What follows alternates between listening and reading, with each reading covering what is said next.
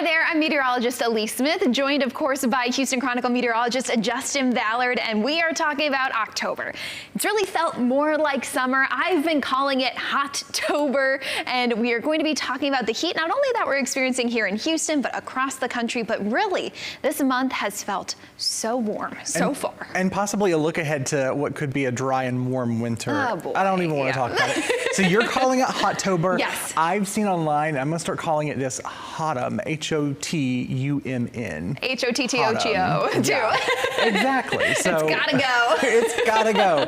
But it's not going to be anytime soon. Right. So let's dive into a little neat sort of tidbit that I kind of came across through the first 10 days of October. Okay. Houston's average high was only 1.3 degrees cooler than the first 10 days in July. Really? Believe it or not. Which, you know, months separated between July and October, but still it has felt very much like early July here in Houston. I just think about that. Our calendar graphic that we use, we've had temperatures in the mid-90s to start October, which is just as warm as it was this summer, thankfully, because we didn't have a record hot summer here in Southeast Texas. So in terms of our seasonal forecasting, though, when we talk about summer versus fall and this heat, we turn our attention towards the equatorial Pacific Ocean to get a feel for what this upcoming winter could look like, right? I know it's fall, we're talking about winter, so let's go ahead and dive into that. El Nino, La Nina, what's going on? Exactly. So all of this actually could be playing into why we're seeing such warm October. I mean, 90-degree days. We've already seen 11 here in Houston.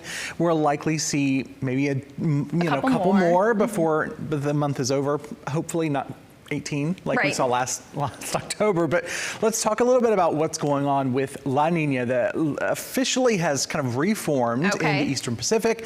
What exactly is it? Well, it's a cooling of those equatorial waters off the coast of South America. You see that there in that shade of blue. That's where cooler than average temperatures are now officially found. You know, we talked earlier in the week about the warmer waters of the Northern Pacific. This is kind of in the central part of the Pacific, and it plays a big role in winter weather, especially across the United States.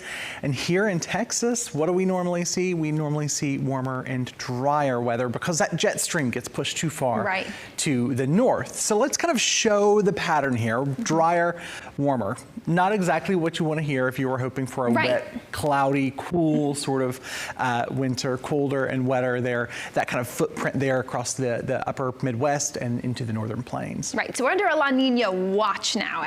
Correct. So we're watching for those cooler than normal ocean temperatures in the equatorial Pacific, which could influence the position of the jet stream. So your point here, a drier and warmer winter. That might not be something we really want to talk about, seeing the drought conditions we have and the burn bans. What's the likelihood that we could potentially see things get worse here in Southeast Texas? I think the likelihood, especially if we don't get any substantial rain over the next couple of weeks, is very high that we'll start seeing those burn bans really popping up. You know, overall, I think 254 counties in Texas, 140 of those are currently under burn bans. Harris County likely to be one of those. I think there's a vote for burn bans in Harris County on Thursday. So we'll see what happens. Also, when the latest drought monitor is released too. Exactly. Thursday morning, the drought monitor. Thursday, sometime during the day, is when we hope to hear whether or not Harris County will be under a burn ban.